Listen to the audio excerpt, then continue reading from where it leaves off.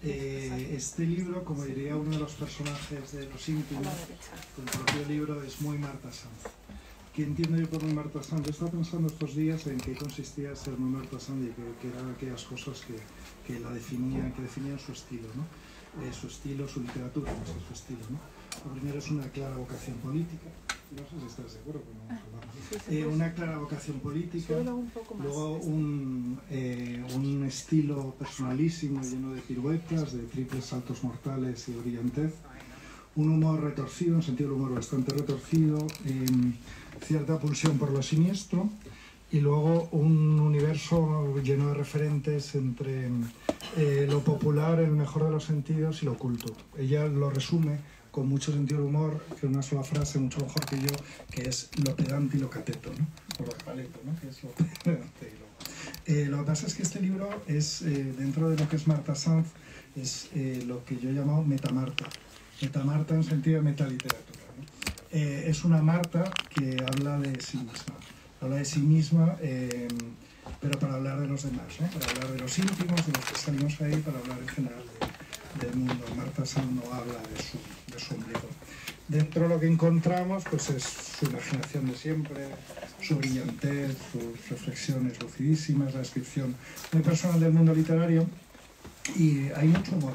Hay mucho humor. Lola decía que es un libro muy divertido, luego hablamos del otro, pero hay mucho humor. Y hay retratos de los personajes asombrosos, ¿no? Por ejemplo, a mí me gusta mucho, parece que es peloteo, pero no, porque me gusta mucho el de Fernando. A mí el de Fernando Royola me gusta mucho. Mis preferidos yo creo que son el de Fernando Royola y el de Javier Macua.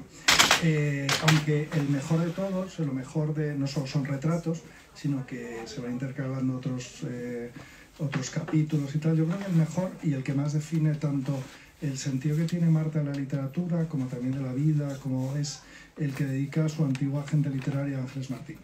A mí ese me parece un retrato precioso, porque es un retrato donde es de una delicadeza extrema, ¿no? Una delicadeza extrema y de un agradecimiento absoluto hacia esa mujer, pero sin ocultar algunas cosas que pasaron o algunas cosas que...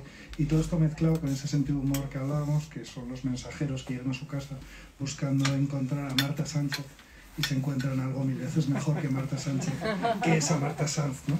Eso mezclado con la metáfora que se repite a lo largo de todo el capítulo, que es la de un centollo, que le manda desde Galicia un centollo moribundo en una caja de estas de cartón blanco, ¿no? Estas para conservar, ¿no?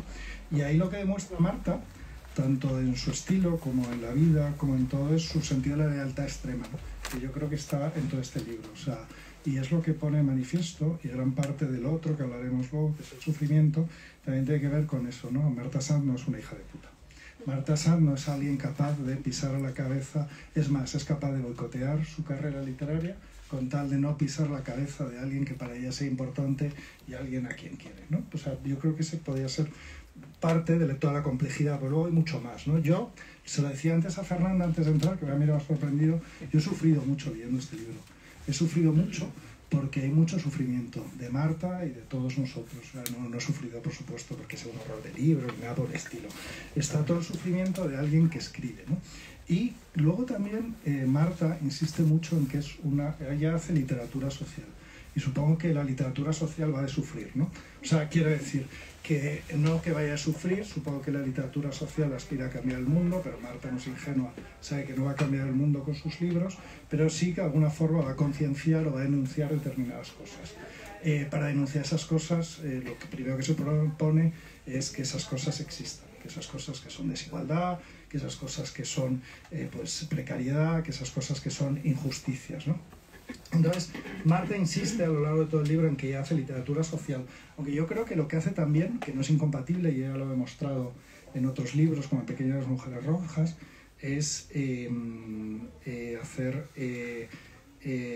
o sea, Pequeñas Mujeres Rojas era literatura política, pero acaba convirtiéndose en una pesadilla gore, ¿no? O sea, acaba siendo una cosa bastante gore. Y aquí esto empieza con unos muchachitos que van a Iria Flavia, llenos de de ilusiones y tal, y ves la lista y ves los pocos que han quedado. Este es un libro de gente que va quedando por el camino. Y este es un libro, es como Viernes 13, ¿no? Cuando van de campamento los chavales, empieza como Viernes 13, como un slasher, que es ese género cual hay un asesino que va matando, y luego se convierte en Hostel. Luego se convierte en Hostel, que el Hostel es parecido, pero ya es el género se llama Torture Porn, que es porno de tortura, y entonces es Marta de viaje. Marta en un capítulo muy divertido que se llama No estuvo en peligro, y entonces va enumerando una serie de sitios donde ella ha estado que a mí me parecen horribles, no los sitios en sí, ¿no? Sino el hecho de tener que ir a esos sitios por tu trabajo: China, Japón, Estados Unidos, Filipinas, Manila y tal.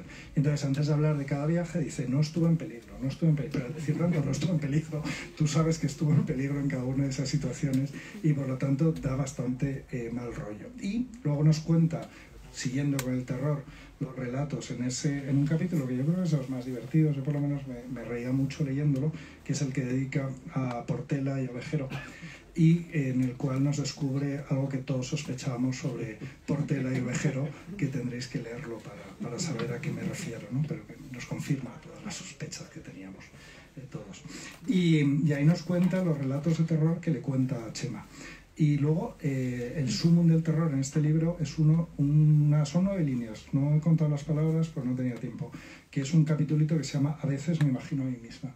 Ese es auténtico terror. Nada, sería un microcuento, sería un no sé qué, son 9 líneas y son maravillosas. Y nada, yo lo primero que te iba a preguntar, lo dejo ahí la reflexión sobre eso, sobre cuánto tiene de terror la literatura, tu vida, este libro, lo que quieras. O, no sé. Bueno, buenas tardes a todo el mundo, los que ya y las que ya sois íntimos y los que lo serán, porque yo creo que al final todas las personas que leen terminan ocupando un espacio, que lo quieras o no, de tu intimidad. Luego le vamos a dar la palabra a Fernando. Yo solamente querría comentar un poco lo que ha dicho Juan. Lo hacemos así, si os parece. Primero Juan, luego yo aquí en el centro, y luego que Fernando cierre. Porque es verdad que antes de entrar me ha dicho: si tú ya has dicho bastantes cosas, ¿para qué vas a decir más? Es verdad.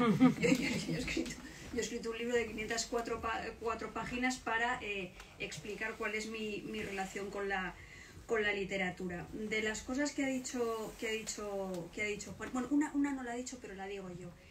No me extraña que a Juan le haya gustado tanto el retrato de Fernando Royuela, porque después de haber escrito los retratos de Juan y de Fernando, yo me di cuenta en cuántas cosas, desde mi punto de vista, se parecen ellos dos, y en cuántas cosas se parecen ellos dos y yo misma.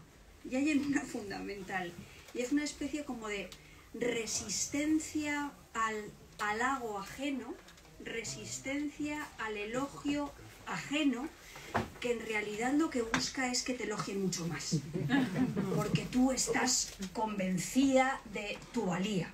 Y entonces, por una parte te produce modestia, por otra parte te produce pudor, pero por otra parte dice: cállate, porque nunca va a ser suficiente, ¿eh? Nunca va a ser lo que yo pienso y lo en serio que yo me estoy tomando, las palabras con las que escribo y todas esas cosas. Entonces, en esa especie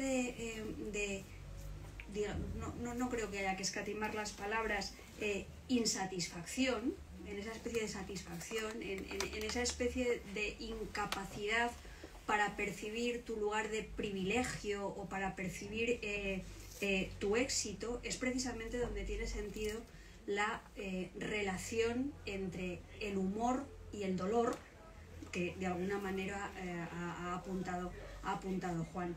Yo estoy aprendiendo mucho de todas las presentaciones que voy haciendo de este libro a lo largo de las semanas y a lo largo de los meses. Al final, lo que aprendemos en las presentaciones, yo desde luego lo aplico no solamente para ir enriqueciendo el discurso en presentaciones sucesivas, sino para otros libros, muchísimas veces. Me sirve como beta nutricia.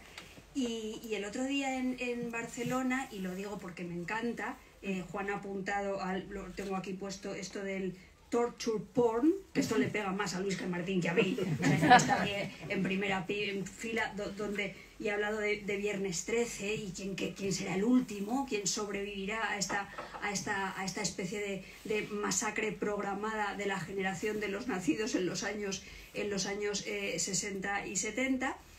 Pero hay un género que a mí me gusta mucho, que es lo que contó el otro día Javier Pérez Andújar en la presentación de Barcelona, que me dijo, Marta, Los íntimos es un poco como El corazón de las tinieblas de Joseph Conrad, porque está esa parte oscura, negra, de ese capítulo que ha mencionado Juan, que se titula A veces me imagino a mí misma, está toda esa turbiedad y toda esa insatisfacción y todo ese dolor y todas esas cuentas pendientes e insisto, esa insatisfacción que para mí es inherente a la literatura. Muchas veces la literatura tiene mucho que ver con la expresión de la alegría y el gozo, pero a veces también con el no llegar, estar siempre en ese lugar de incomodidad y de rozadura.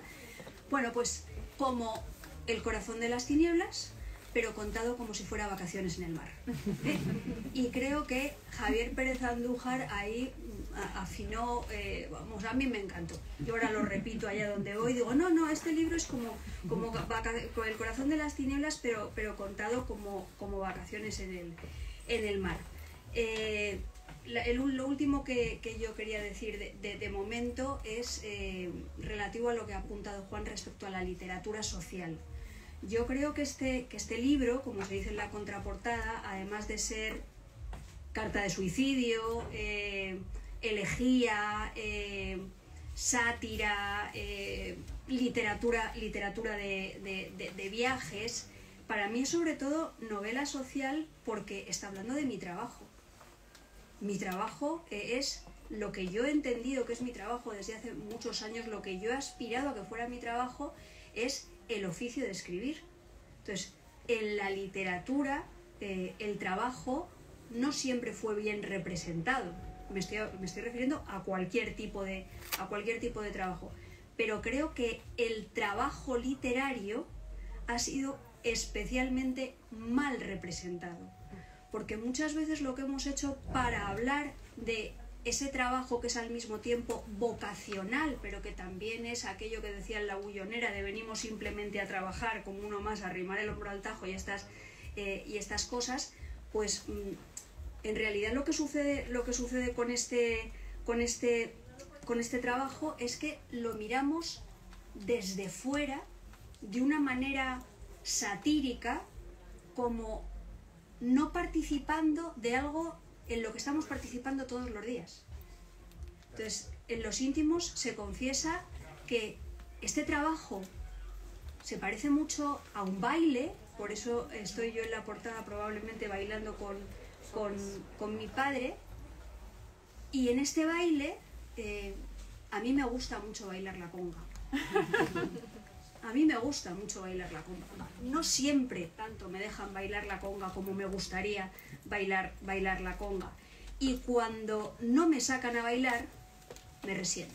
Entonces, contar las cosas desde la centralidad, siendo partícipe de las mezquindades, de las injusticias, de la capacidad en un momento determinado para decidir ciertas cosas sobre el bienestar de los demás, pero para no poder hacer nada respecto a tu propio bienestar, es ese sitio difícil para contar que yo he decidido un poco asumir al empezar a articular este relato. Y a partir de aquí le cedo la palabra a mi amigo Fernando Roivela.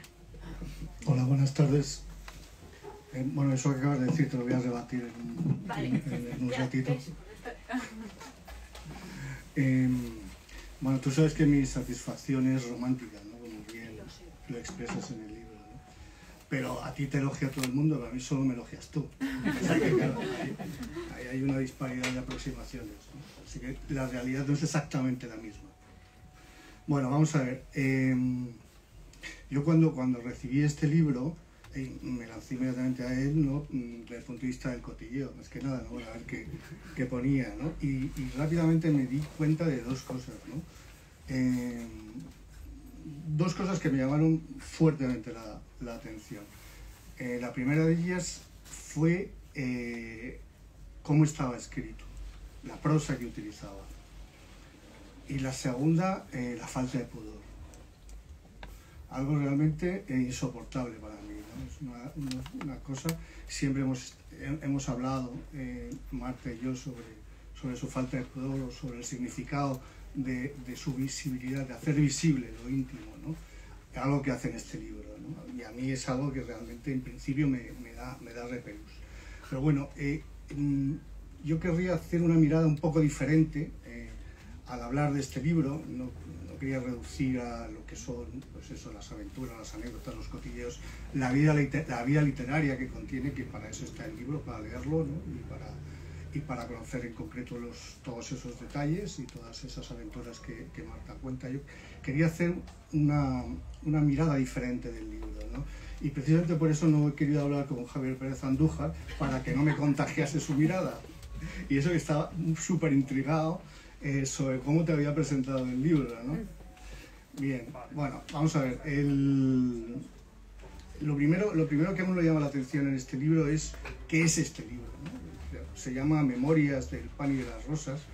Bueno, no es un libro de memorias, ¿no? Podría ser un libro de memorias, pero no es solo un libro de memorias.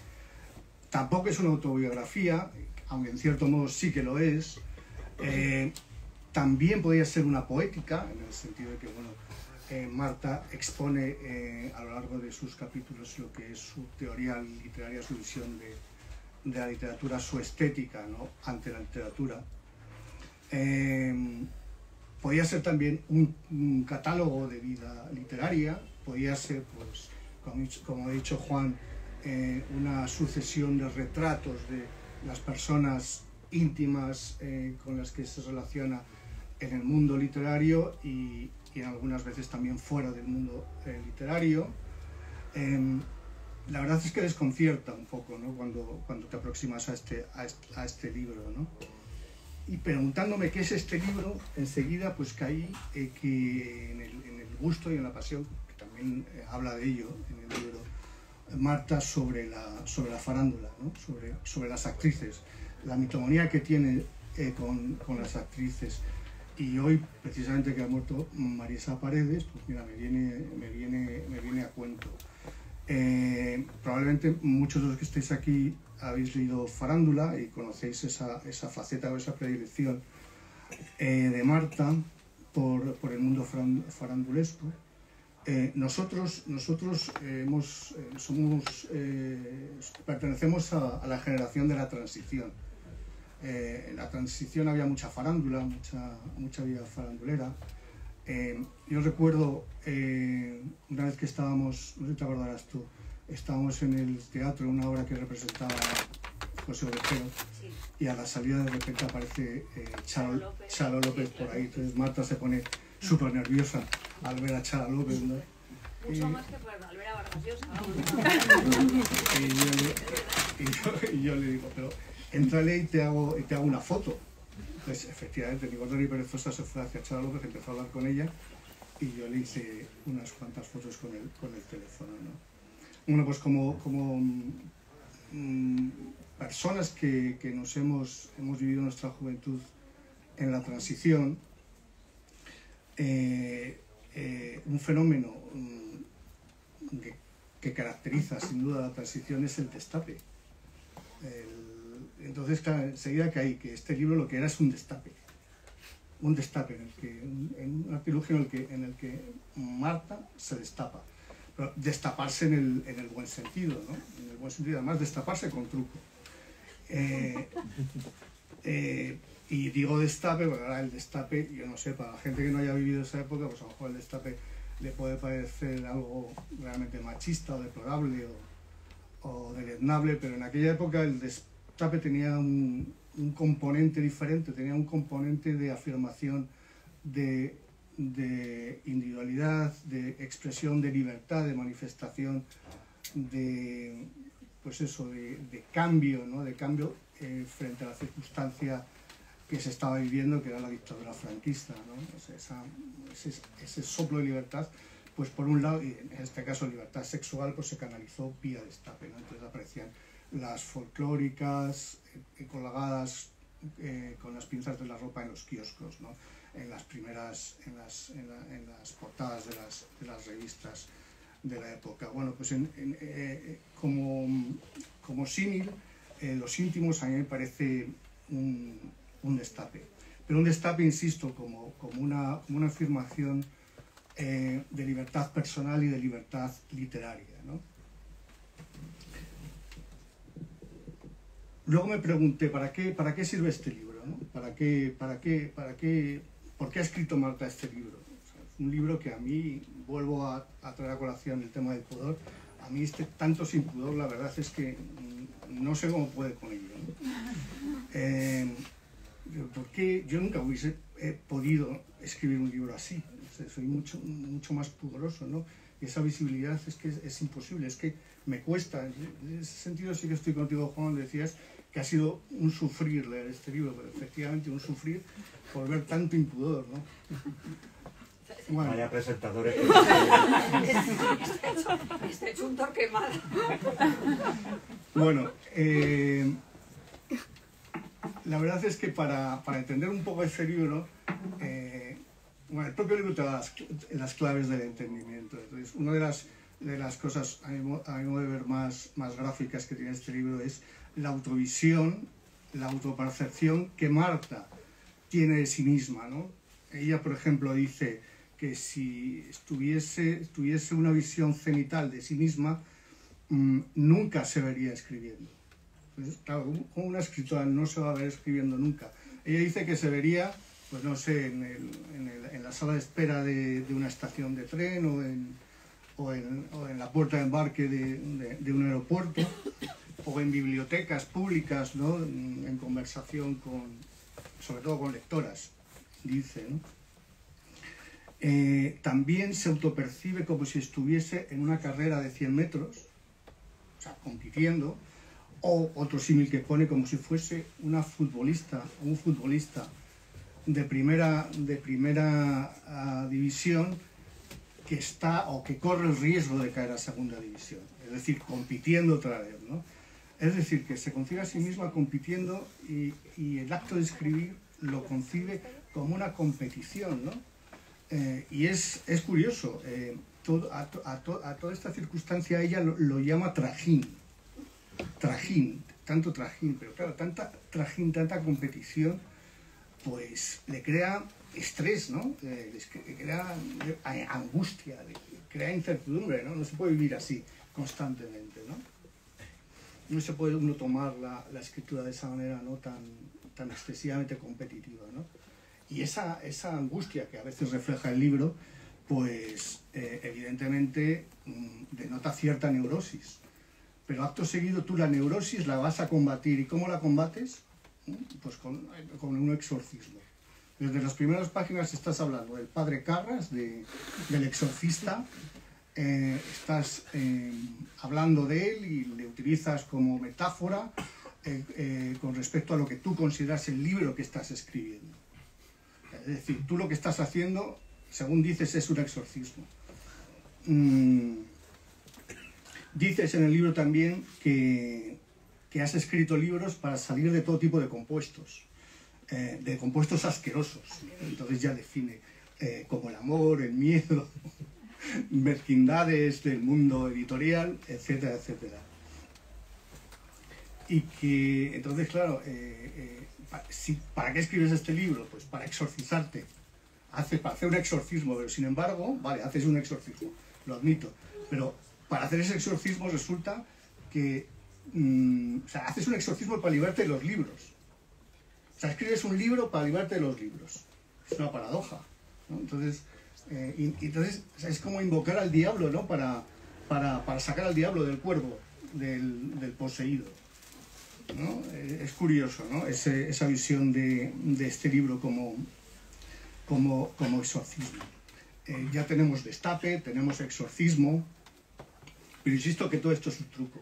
Esto es un truco que se monta Marta. Y es un truco para despistar, para que no se ponga el foco en la razón verdadera de la escritura. O sea, no me quiero enrollar mucho. Has estado hablando del oficio, te he dicho que te iba a rebatir del oficio de escritura. Siempre discutimos sobre si la escritura es un oficio o es otra cosa. Ella sostiene que evidentemente es un oficio, un trabajo, lo acaba de decir, lo acaba de explicar. Yo, sin embargo, sostengo que la escritura es una pasión. Ahí me sale la vena romántica de la que Marta me acusa. ¿Te acuso? No. Me llama el último poeta romántico. Bueno, realmente es una concepción antagónica, aunque también tiene truco, ¿no? Efectivamente, ni yo soy tan romántico, ni Marta es tan materialista como quiere aparentar. No existe la pureza, y en literatura y en el acto de escribir tampoco existe la pureza, ¿no? Pero esa discusión sobre qué es el oficio, es algo, no es algo, sobre qué es la literatura, qué es el escribir, si un oficio es una pasión, pues es algo que es recurrente a lo largo de todos los años que nos llevamos conociendo. Bueno, ella efectivamente tiene esa convicción, tiene una visión materialista del mundo, que a ella le viene de nacimiento, ella es materialista de nacimiento. Pero bueno, Marta es una persona muy inteligente. Marta es una de las personas más inteligentes que yo conozco, desde luego. Y desde luego esa reivindicación del acto de escribir como oficio, que también quiere mostrarlo en este libro, pues es bastante discutible. Por lo menos yo lo discuto desde esa mirada diferente que te he dicho al principio que iba a hacer de este libro. Lo discuto porque para mí lo que haces es poner el foco en un lado concreto de tu escritura, para que no se mire otro lado de tu escritura. Sí, a ti te gustaría poner el foco en ese lado, ¿no? Pero para evitar que la gente pueda mirar en otro lado, ¿no? Vamos a ver, para mí hacer literatura, por lo menos hacer buena literatura, o la buena literatura que yo considero, para hacerla son necesarias 3 P's. Cada uno tiene su tríada, pero en este caso pues yo me he inventado una tríada, ¿no? Con 3 P's. O sea, es necesario psique, es necesario palabra y es necesaria pasión. Psique en el sentido griego, en el sentido de alma, espíritu. Tú, como eres materialista y no tienes alma, pues vamos a hablar de metáfora de alma o metáfora del espíritu, o de ese diálogo íntimo consigo mismo, contigo misma, ¿no? Que tú tienes, del que salen las ideas, del que sale esa materia prima que luego vas a utilizar en tu escritura. Palabra, por supuesto, tienes de sobra, y en este libro lo demuestras. Y la palabra es en algo que sí que coincidimos, ¿no? Ese gusto por las palabras, ese gusto por la prosa, en eso sí que coincidimos, Marta y yo. Ella en una parte del libro hace un repaso a palabras que le gustan, ¿no? Luego le diría que hiciese una frase con clámide y con tafanario, porque son palabras que ella cita, como que le gustan. Y luego la pasión entendida como esa energía creativa, ¿no? que te canaliza tanto, es así que como esa palabra, ¿no? Bueno, pues tú tienes esas 3 P's en tu escritura, desde luego, y eso quiere decir algo muy significante, muy relevante, y es que en tu escritura, en tu literatura, tú misma, como autora, formas parte del texto. Tú formas parte del texto, y el texto, en cierto sentido, te revela. O sea, el texto revela al escritor. Eso está fenomenal, por un lado, pero por otro lado es muy arriesgado, ¿no? Porque tú te has convertido, haciendo eso, en un escaparate de ti misma. Y ese escaparate te exhibe ante los demás. Y eso significa exposición y vulnerabilidad. Sí, yo creo que escribiendo este libro te sientes o te has sentido vulnerable. Y ese es el verdadero secreto, ¿no?, que esconde este libro, ¿no? La vulnerabilidad. Porque lejos de ser un oficio, o de ser solo un oficio, la escritura, en tu caso la escritura, eres tú misma. Y eso implica esa vulnerabilidad, esa sobreexposición. Yo creo, sinceramente, que has escrito este libro porque necesitabas protegerte, y porque necesitabas protegerte de los demás, de la mirada de los demás. Yo creo que esa es la razón de ser, la verdadera razón de ser de este libro, no el simple destape, ¿no?, sino el protegerte de esa ultra exhibición. En definitiva, pues lo que haces es destapar lo superfluo para tapar lo verdaderamente sustancial. ¿Y qué es lo verdaderamente sustancial? Pues a mi modo de ver, pues que los libros son tu vida, y viceversa, que la vida son tus libros. Los capítulos de este libro, los neocapítulos de este libro, son libros, son tus libros, son tus propios libros, es tu vida en libros. Y lo sustancial también es para ti que la escritura forma parte de tu ser y de tu estar en el mundo. Yo creo que ese es el secreto que está implícito dentro de este libro, ¿no? Lo cual me parece estupendo. En cuanto a la prosa, y ya acabo en breve.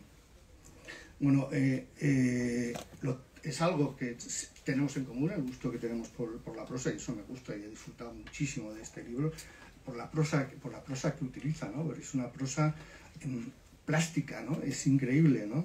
Bueno, pero tú en un momento del libro dices que el libro para ti, este libro, Los íntimos, leo textualmente, es el relato de una extraordinaria aventura y de una extraordinaria relación con el lenguaje. Eso es verdad, ¿no? Luego este libro es eso, ¿no? Luego añades que tóxica, una relación tóxica. Bueno, será tóxica, pero también es embriagadora, ¿no? Por lo menos ese lado embriagador que tiene lo tóxico.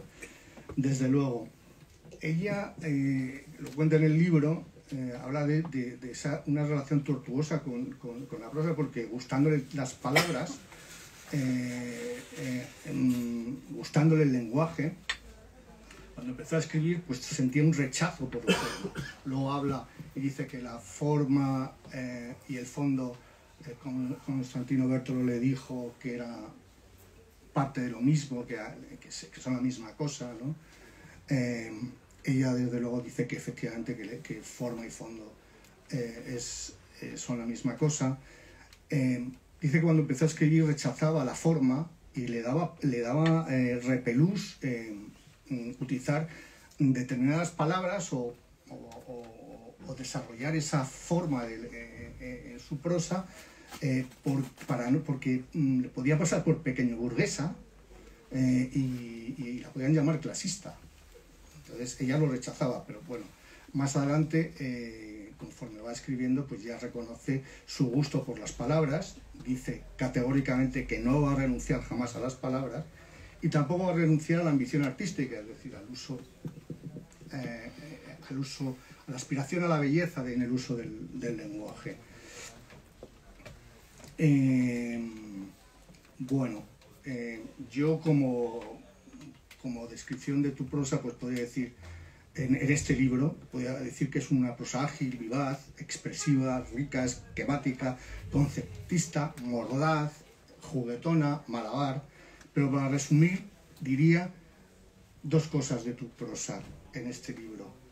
Que es una prosa psíquica, porque nace de la psique, en el sentido griego que antes he comentado, y que es una prosa plástica, superplástica, y no porque pertenezcamos también a la edad del plástico, ¿no?, como decían los Buggles en su canción, sino por la concisión y la fuerza expresiva de esa prosa, ¿no?, que sirve para realzar todas las ideas que lanza en ese libro. Bueno, y como la forma es lo mismo que el fondo, diría que es tu prosa y tu escritura en este libro es psicoplástica, es decir, que has escrito un libro psicoplástico. Fue para la faja. Yo no sé si esa mirada distinta, diferente, creo que sí que es. Por supuesto, creo que no vas a estar de acuerdo en absoluto con ella, o por lo menos en una parte muy elevada. Vamos. Pero decirte ya te lo he dicho. Me parece por un momento cuando estaba Fernando hablando, digo, ay Dios mío, que Fernando me va a hacer un pombo. Y algunos de los que estáis aquí sabréis a qué me refiero, que es una anécdota que, por cierto, se cuenta en los íntimos, que fue la presentación que Álvaro Pombo le hizo a Eduardo Lago cuando Eduardo Lago ganó el premio Nadal en el año 2006. Pero no me ha hecho un pombo, en absoluto. Lo que me ha dicho Fernando, para mí, es enormemente halagador y además me ha calado completamente. Hay un punto en el que, claro, Fernando y yo discrepamos porque es como si él separara absolutamente la pasión de los oficios. Yo no separo la pasión del oficio. Yo sí que creo que tengo derecho a reivindicar mi actividad como un oficio, pero eso no significa que yo esté desvirtuando el valor de las palabras, que yo no confíe en las palabras, no disfrute con las palabras. Claro que disfruto con las palabras, claro que me encantan las palabras, por eso escribo.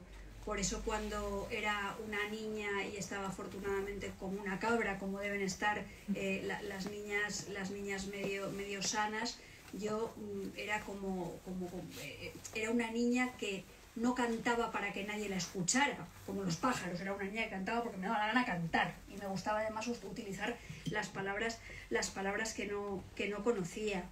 Yo soy, evidentemente soy esa persona, y en ese sentido yo también me considero... Tienes que hacer la frase con clámide y tafanario. Clámide y tafanario. Bueno, pues tengo ahora mismo el clámide apretujada por el tafanario. La clámide me incomoda aquí porque está debajo de mi tafanario, que forma parte de mi cuerpo, y en mi cuerpo yo sé que está mi espíritu y mi aliento vital y mi energía. Lo que pasa es que Fernando a veces, cuando se pone a hablar de literatura, se pone extremadamente maximalista. ¿En qué sentido? A mí yo me he sentido muy reflejada por lo que ha dicho Fernando, aunque él piense que es una máscara, pero en realidad no es una máscara, porque son máscaras que están hablando de la pasión que yo siento por el acto de escribir y por el hecho de la escritura. Claro que el libro es un destape. Es un destape, podríamos decir, utilizando términos así más estéticos, de artes plásticas, me refiero a que es una performance. Es una performance en la que yo estoy utilizando mi cuerpo y estoy utilizando el retrato de mi propio cuerpo y de todas esas vicisitudes literarias que se han quedado clavadas en mi cuerpo, por una parte, como tú muy bien has dicho, para limitar las posibilidades de que me desnude un ojo que yo no quiero que me desnude y que me retrata, cosa que les pasó a las actrices del Destape. Yo no quiero que me desnuden como a los demás les dé la gana desnudarme. Yo quiero tener la posibilidad de enseñar la teta o la tripa como yo considere que es necesario. Entonces, eso está ahí, ¿no? Pero eso también forma parte, esa desnudez, eso forma parte del exorcismo. Eso forma parte de un exorcismo donde yo me siento muy vulnerable como mujer que escribe a la que le gustan las palabras, en un campo cultural en el que yo creo que cada vez están más demonizadas las palabras.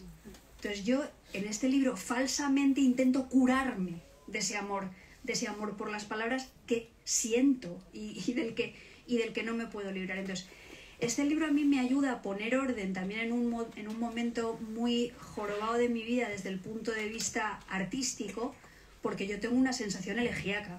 y tengo una sensación elegíaca no solamente porque yo me doy cuenta de que ya no tengo 30 años, ni 20, ni muchísimo menos 15, sino también porque creo que estamos viviendo un momento de transformación de la cultura en el que gran parte de nuestros aprendizajes y gran parte de lo que era nuestra relación con los textos está convirtiéndose en otra cosa, ¿eh? Y en otra cosa en la que yo no sé si encuentro mi lugar. Entonces, el libro me sirve para poner orden, hacer exorcismo, para destaparme, pero yo sé que a mí personalmente no me viene nada bien, porque efectivamente es un libro en el que quedan expuestas las vulnerabilidades más manifiestas. Las vulnerabilidades las tapas. No las tapo, están ahí. Es la pose, el desnudo posado. La pose es una forma de la vulnerabilidad, como otra cualquiera, y por eso seguramente hay capítulos como el que ha comentado Juan del a veces me imagino a mí misma, que por cierto era un capítulo que yo había olvidado entre las vacaciones en el mar. Me había podido más las vacaciones en el mar que el peso ese de corazón de las tinieblas que hay en el libro. Las actrices, las poses, el destape, esto os lo quiero decir porque me parece fundamental. En este libro hay 3 actrices que han dicho cosas que a mí me parecen maravillosas. Por una parte, Lola Herrera, que es con la que se abre el libro, que Lola Herrera dice: yo no soy una estrella, yo no he llegado, yo estoy. Yo he querido ser como Lola Herrera. Yo me reivindico a mí misma como Lola Herrera. Hay otra frase maravillosa de Núria Esper que dijo en una entrevista en El País Semanal el otro día, que dice: yo soy muy valiente porque he pasado mucho miedo. Creo que eso es algo que podemos compartir muchas personas. Yo me identifico mucho con esa frase de Núria Esper, y podríamos cambiar la valentía y el miedo por la fortaleza y la debilidad. Yo soy una mujer muy fuerte porque soy muy consciente de mis fragilidades y de mis vulnerabilidades. Creo que es algo que también podemos compartir muchas personas. Y hay una tercera frase un poco más insólita, que tiene que ver con ese cómo te destapa el ojo de los demás y cómo tú quieres destaparte, que es una frase de Lydia Bosch. ¿Os acordáis de Lydia Bosch, no? La sonrisa maravillosa del 1, 2, 3, que hacía las cuentas y que de alguna manera fue un poco el relevo de Victoria Abril, que era la que también hacía las cuentas, era una niña muy simpática. Entonces, Lydia Bosch dijo algo así como... No te preocupes, Pedro. A mí me pasa a veces también. Es que estos aparatos pueden con nosotros. Lydia Bosch dijo en una ocasión algo así como: he recibido tantos baños de humildad, dijo Lydia Bosch, que ahora soy yo la que se da un like. La que se da un like. Y entonces yo pensé, pues en el fondo este libro es un poco... va un poco por ahí. Luego Fernando ha hablado de los puntos de partida, sobre todo de los puntos de llegada. Ha empezado diciendo: a ti te elogia todo el mundo y a mí solo me elogias tú. Bueno, eso yo evidentemente no lo siento así, porque si no, no hubiera escrito un libro como Los Íntimos, pero esto me lleva a pensar un poco que la última semana he tenido una experiencia muy buena, porque la última semana he vivido eso que se llama un hat-trick. ¿Sabéis lo que es un hat-trick, no? ¿No? Por favor, los futboleros, explicarlo. Meter 3 goles en el mismo partido. He metido 3 goles en el mismo partido y soy extremadamente feliz. Y esto es la medida del éxito de quienes escribimos en el mundo contemporáneo, y es algo de lo que se habla también en el libro. Pequeñas Mujeres Rojas formó parte del panel de la ruleta de la fortuna. Y eso fue maravilloso, porque llegaron a mi correo electrónico cantidad de avisos y felicitaciones. Pero no lo acertaron, ¿eh? Calla, que ahí vamos a llegar al final, que es que ya nos estamos anticipando, es que los íntimos... El spoiler lo ha autorizado hace unos días. Eso es verdad. Bueno, entonces, en el panel de la ruleta de la fortuna, el señor no acertó, eran pequeñas mujeres rojas. Luego salí en el programa Saber y Ganar. Saber y Ganar, en un programa que hicieron sobre autobiografías, autoficciones, no sé qué, y entonces se mencionó clavícula. Tampoco acertaron. Tampoco acertaron. Y el otro día, y con esto se cumplió el hat-trick, en el rosco de pasapalabra, el rosco de pasapalabra dice, con la V, poemario de la escritora española que obtuvo el premio de la crítica de Madrid en el año no sé qué, no sé cuántos. Y fallaron, era vintage. Me he convertido en la pregunta difícil. Entonces, yo creo que los íntimos también habla un poco de eso, de cómo de repente estás en pasapalabra, saber y ganar, la ruleta de la fortuna, pero los concursantes no aciertas. Entonces estás, pero no estás.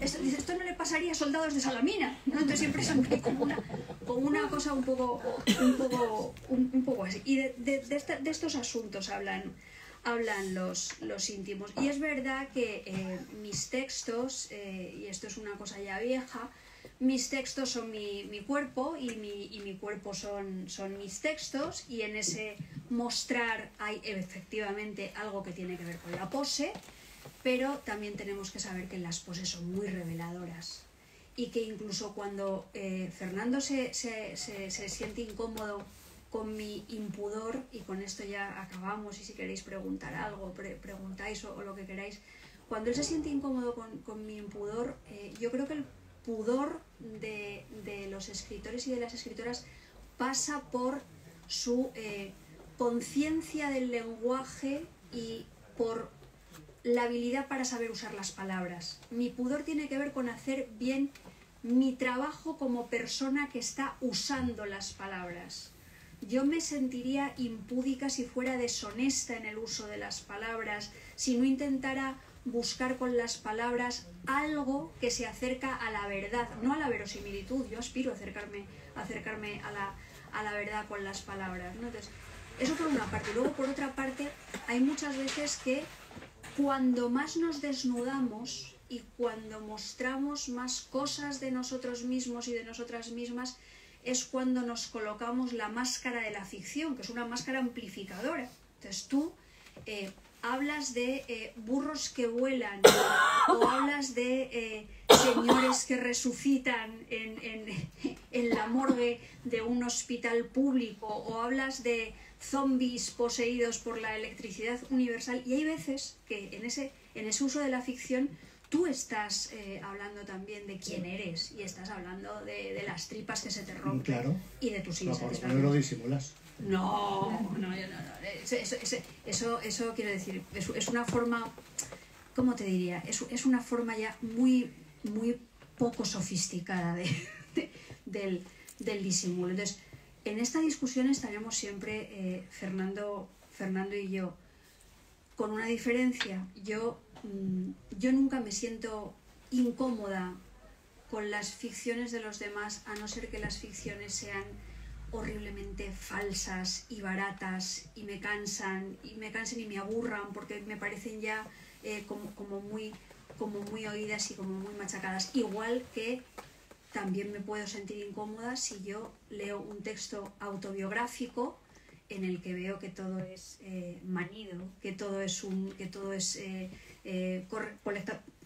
iba a decir incorrectamente político, no, políticamente correcto, o que se ciñe a nuevas formas del pensamiento dominante. Entonces yo creo que el quid de la cuestión se trata en eso, en el cómo tú te estás acercando a las cosas con las que gozas, a las cosas que te preocupan o a las cosas que te duelen, a través de las palabras y a través de la reelaboración de esos sentimientos y de esas sensaciones con la imaginación ficticia o con la imaginación autobiográfica. Entonces yo ahí siento que hay una zona de fusión muy importante. Y creo que Los íntimos habla también de esas fusiones, de cómo se funden, y aquí rescato lo que estaba diciendo Juan, el rencor con la gratitud cuando estás hablando de una persona, en el caso, por ejemplo, de Ángeles Martín, o cómo en este momento de crisis que estamos viviendo, lingüísticamente es muy interesante, porque yo me doy cuenta de que cuando escribo estoy incorporando nuevas inhibiciones o liberaciones a la hora de expresarme. Todo esto tiene que ver también con el género, con la clase, con el respeto, con cómo la literatura es permeable o no es permeable a la corrección política, con cómo eres edificante a través de las palabras o desde luego no lo eres en absoluto porque no aspiras a serlo. Entonces todo eso. Pero vamos, que me habéis dado a mí, por lo menos, nuevas etiquetas, nuevas definiciones a partir de las cuales yo me puedo repensar y seguir haciendo presentaciones de Los íntimos sin parar con mi maletita de ruedas, porque es verdad, yo no me visualizo escribiendo, no sé cuándo escribo, de hecho, debo estar poseída, no sé, debo escribir, ¿ves? Necesito un exorcismo, porque yo lo que me visualizo es con la maletita de ruedas de aeropuerto en aeropuerto o de no sé, sí, eso, de aeropuerto en aeropuerto. Bueno, pues están retratados en Los íntimos, los vais a reconocer, sin duda, a los dos cuando leáis el texto. Está Luis G. Martín, que está por aquí, que estamos muy contentos y muy contentas de que haya vuelto aquí. Lo estábamos echando muchísimo de menos, además ha vuelto guapísimo y con los pelos rizados, nos ha vuelto completamente... Yo firmo luego también lo que queráis. Y eso, y que muchas gracias. Bueno, también está por allí José Ovejero, que es otro de los íntimos que aparecen en uno de esos, de un capítulo que yo me divertí muchísimo escribiendo y que como me has legitimado para volver a hacer spoiler, lo hago. Lo que digo es que son espías, porque todo el mundo sabe que son espías. Se me ha callado Juan antes.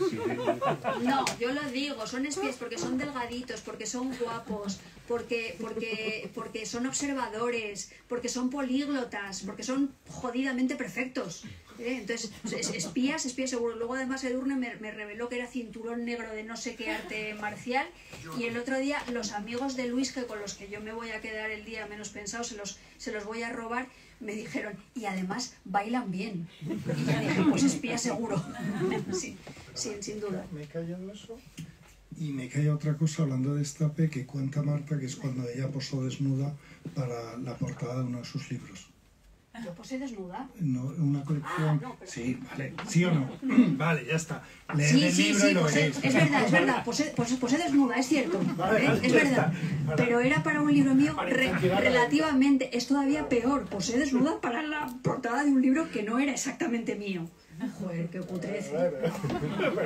Que debería haber sido, lo estaba pensando cuando hablaba Fernando, debería haber sido, la idea fue de Lucía Echevarría, creo. Sí. Debería haber sido, yo supongo que la portada de este libro es un acto de amor hacia tu padre, pero la portada debería haber sido tú en tetas. No, porque no quiero decir, vamos a revelarlo ya todo de ese capítulo.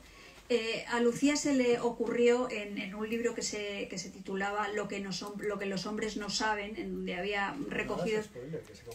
Que no, pero eso lo cuento porque hay muchas otras cosas. Y además lo interesante no es esa parte chismográfica, aunque también... Entonces, todos esos relatos que habíamos escrito distintas mujeres, pues ella decidió que lo mejor para hacer la publicidad o para publicitar o para ver lo liberadas que estábamos todas era fotografiarnos semidesnudas de cintura para arriba, tapando así los pechos de una manera más o menos intencional, y yo creo que la foto nos la hicimos todas. Lo que ocurre es que luego yo reculé porque me di cuenta de que aquello no a mí en realidad me hacía sentirme espantosamente incómoda. Creo que que no tenía nada que ver con mi escritura ni nada por el estilo, y entonces yo le ofrecí a Lucía que hiciéramos otra cosa, que es que posáramos desnudas de cintura para abajo, sin que se viera la cara, y que luego cada lector decidiera y cada lectora, cada oveja con su pareja. Ah, pues esta debe ser... Y eso sí que me hubiera parecido un acto verdaderamente subversivo, revolucionario y físicamente tremebundo. Pero no fue así. Entonces yo retiré mi insinuante desnudo de anunciadora de geles salvajes del Caribe y me quité. Al final no sé si la cosa salió adelante o no, ¿eh? No sé si salieron las fotos o no salieron las fotos, o al final más gente se... Pero bueno, eran cosas de las niñas que admirábamos seguramente a las actrices del Destape cuando teníamos 12 y 13 años, ¿eh? Y luego escribimos Daniela Astor y la caja negra u otras barbaridades. ¿Hacemos más spoilers? Ya hemos dicho lo de José y José, ya hemos dicho lo del desnudo y ya hemos dicho algo de vuestros retratos también. Bueno, pues muchísimas gracias. ¿Que queréis comentar algo, objetar algo, una decir pregunta. algo? Sí. Cuando te refieres a crisis lingüística que estamos viviendo, ¿a qué te refieres? Pues me refiero, yo ahora estoy leyendo el ensayo que ha publicado Lola López Mondéjar, que ha ganado el premio de ensayo Anagrama, que es un libro que se titula Sin relato, y en el que se relaciona un poco el capitalismo, el neoliberalismo y la irrupción de las nuevas tecnologías con un adelgazamiento de los recursos sintácticos y de los recursos retóricos y de los recursos léxicos, que al final lo que están redundando es un poco en que los sujetos, los individuos, no podamos contarnos a nosotros mismos y experimentemos un enorme malestar que, por ejemplo, llena de jóvenes las consultas de los psicoanalistas. Ella lo cuenta desde esa perspectiva de la psicoanalista, que siente cómo hay personas jóvenes que no tienen recursos para narrarse y que han perdido estrategias narrativas que son fundamentales no solamente para eso que llamamos la cultura, sino para el desarrollo del pensamiento crítico y para la conservación de eso que llevamos llamando desde hace tanto tiempo lo humano. Entonces, es un posicionamiento en el que se cuestionan las aproximaciones transhumanas, ¿eh? Y es algo con lo que yo trabajé desde el punto de vista de la ciencia ficción, de la ficción radical, en una novela que se llamaba Persianas metálicas bajan de golpe, donde con la contraposición de unos personajes que son unos drones que vuelan y unas mujeres que son observadas, se hablaba de cómo mientras que los drones iban evolucionando su lenguaje, sus estructuras sintácticas, su retícula cultural, y se iban convirtiendo poco a poco en seres cada vez más afectivos, pues las mujeres iban perdiendo lenguaje, iban perdiendo capacidad de comunicación, iban perdiendo memoria, iban perdiendo la posibilidad de encontrarse en un punto de la realidad y de la vida. A eso me refiero. Gracias. Nada. ¿Alguna otra pregunta difícil? ¿O fácil? Joder, qué calladitos. De verdad, qué personas más tímidas, ¿no? Y una aquí desnudándose. Y estos arrebatos de timidez. Bueno, pues muchas gracias, ¿eh?